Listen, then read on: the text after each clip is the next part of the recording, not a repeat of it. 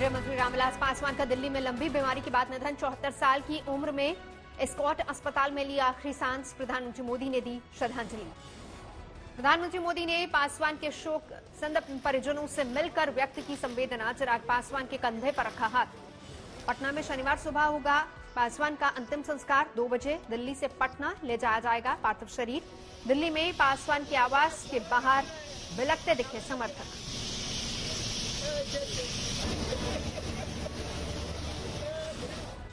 रामविलास पासवान को मोदी कैबिनेट ने भी बैठक में दी श्रद्धांजलि। बीजेपी अध्यक्ष जेपी नड्डा ने भी रामविलास पासवान को दी श्रद्धांजलि। हाथरस केस में पीएफआई के खिलाफ मिले सबूत। पीएफआई फंडिंग का खुलासा। गिरफ्तार पत्रकार पीएफआई के अखबार का था संपादक। शाहीनबाग के पीएफआई दफ्तर का भी था सचिव। पत्रकार का रिमांड मांगेगी यूपी पुलिस। साजिश की सारी कड़ियां जोड़ने की होगी कोशिश। एक सियासी दल से जुड़े पश्चिमी यूपी के खनन माफिया पर भी फंडिंग करने का शक। योगी सरकार के आने के बाद से परेशान थे ये माफिया। हाथरस कांड में एसआईटी की तफ्तीश जारी। मृतक लड़की के गांव में 40 लोगों को नोटिस भेजकर पूछताछ के लिए किया गया तलब।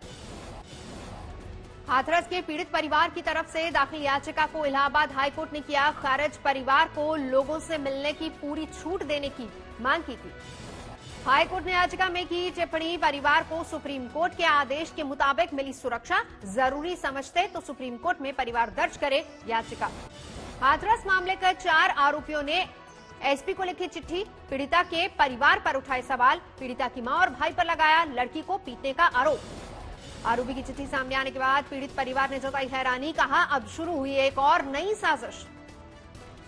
हाथरस केस में सामने आया नया वीडियो। पुलिस के मुताबिक घटना वाले दिन यानी कि 24 सितंबर का है ये वीडियो और ये तस्वीरें। हाथरस कांड को लेकर समाजवादी पार्टी ने मुख्यमंत्री योगी आदित्यनाथ पर किया वार। कहा कभी विदेशी फंडिंग कभी जातीय दंगा की करते हैं बात। ठीक नहीं लगती मनोदशा। कांसीराम की पुण्यतिथि पर मायावती ने दलितों वंचितों को याद दिलाए अंबेडकर के विचार। किया सावधान। देश में जातिवादी पूंजीवादी व संकीर्ण मानसिकता रखने वाली पार्टियों के किस्म किस्म के साम दाम दंड भेद आदि हथकंडों से भी जरूर सावधान रहना है। गाजियाबाद में बीजेपी विधायक के एक रिश्तेदार की हत्या। सियानी गेट इलाके में मॉर्निंग वॉक के दौरान मारी गई गोली। जांच के लिए पुलिस ने 5 टीमें गठित की। दूसरे शहरों में भी तलाशेंगी सुराग। विदिशा जिला अस्पताल में एक बार फिर दिखी संवेदनहीनता। ग्लूकोज की बोतल निकलवाने के लिए हाथ में बोतल के साथ नर्स के पास पहुंचा मरीज। पटना में नामांकन के अंतिम दिन कांग्रेस विधायक सिद्धार्थ सिंह एवं भाजपा उम्मीदवार अतुल कुमार पर केस। आचार संहिता तोड़ने का आरोप। बिहार के पहले चरण के लिए खत्म हुई नामांकन की मियाद। 28 अक्टूबर को डाले जाने वोट। बाहुबली अनंत सिंह की पत्नी भी चुनावी मैदान में कूदी। मोकामा से निर्दलीय उम्मीदवार के तौर पर भरा पर्चा। बिहार चुनाव में टिकट नहीं मिलने पर पूर्व डीजीपी गुप्तेश्वर पांडे की सफाई। कहा जो पार्टी कहेगी वही करूंगा। बिहार चुनाव में नए मोर्चे का गठन। ओवैसी कुशवाहा और मायावती ने मिलाया हाथ। ग्रैंड डेमोक्रेटिक सेक्युलर फ्रंट होगा नाम। कुल 6 दल गठबंधन में शामिल।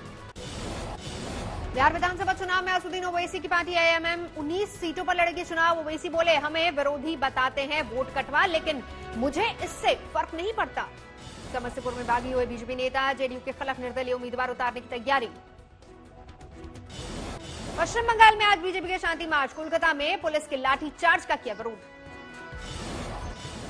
अजमेर पहुंचने पर सचिन पायलट का हुआ भव्य स्वागत। हाईवे पर समर्थकों ने रोकी सचिन की कार। समर्थकों में जमकर नारेबाजी। मलापुरम में बीजेपी उपाध्यक्ष एसपी अबुल्लाकुट्टी की गाड़ी को ट्रक ने पीछे से मारी टक्कर। बीजेपी नेता गंभीर रूप से घायल। कहा चाय की दुकान पर थोड़ी देर पहले कुछ लोगों से हुई थी बहस। राहुल गांधी ने प्रधानमंत्री मोदी पर किया ट्वीट वार। लिखा बड़ा खतरा ये है कि प्रधानमंत्री मोदी को कुछ भी समझ नहीं आता। राहुल ने डेनमार्क के सम्मेलन में प्रधानमंत्री के सुझाव का उड़ाया मजाक। पीएम ने विंड टर्बाइन से हवा में मौजूद पानी और ऑक्सीजन निकालने के साथ एनर्जी में विंड टर्बाइन के इस्तेमाल का किया था जिक्र। संबित पात्रा ने राहुल गांधी पर किया पलटवार। ट्वीट में विंड टर्बाइन से हवा में पानी का अंश निकालने के 2 रिसर्च पेपर्स अटैच किए। रणथंभौर नेशनल पार्क में पर्यटकों का बाघिन से हुआ सामना। बाघिन को सड़क पर सामने पाकर थमी लोगों की सांसें। रोमांच में जोखिम उठाते भी नजर आए पर्यटक। बागिन के 20 मिनट तक हुए दर्शन और इस दौरान गाड़ी रिवर्स गियर में पीछे हटती रही, बीच में गिरी नजर आई बागिन। देवरिया में खाद्य आपूर्ति विभाग ने की छापामारी, एक गोदाम से भारी मात्रा में खाद्य बरामद। अमृतसर में 3 लड़कों पर महिला से गैंगरेप का आरोप, कोल्ड ड्रिंक में नशीला पदार्थ मिलाकर होटल में किया बलात्कार। गैंगरेप के बाद आरोपियों ने पीड़िता और उसकी 10 साल की मासूम बेटी को चलती गाड़ी से फेंका, जांच में जुटी पुलिस। सांबा पुलिस ने एक शख्स को किया गिरफ्तार, पाकिस्तान के लिए जासूसी का आरोप। मध्य प्रदेश के मुरैना में 2 गाड़ियों से बरामद हुआ 29 लाख रुपए कैश, पूरा पैसा जब्त कर जिला कोषालय में जमा करवाया गया।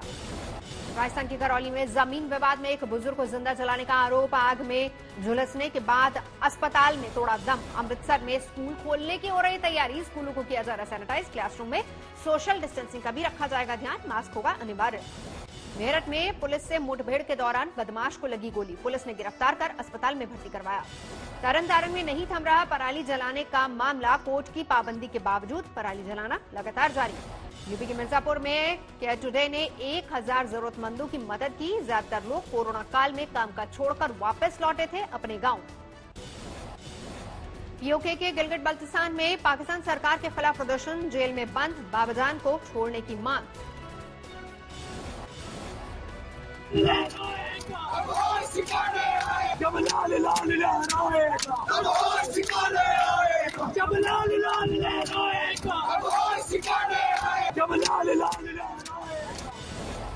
फरीदाबाद में कार के शोरूम में लगी भीषणाग, लाखों का नुकसान।